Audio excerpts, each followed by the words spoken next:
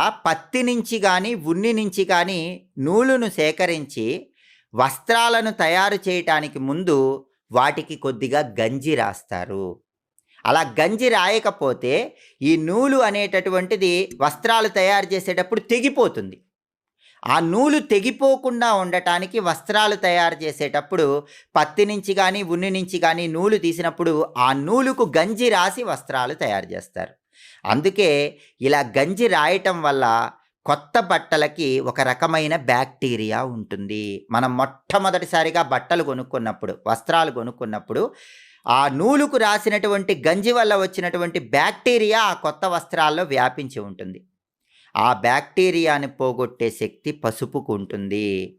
పసుపులో yellow die అనే పేరు కలిగిన ప్రత్యేకమైన పదార్థం ఉంటుంది. ఈ పసుపులో ఉన్న యెల్లో డై ఏం చేస్తుందంటే ఆ గంజి రాయటం వల్ల వచ్చిన బ్యాక్టీరియాని పోగొడుతుంది. అందుకే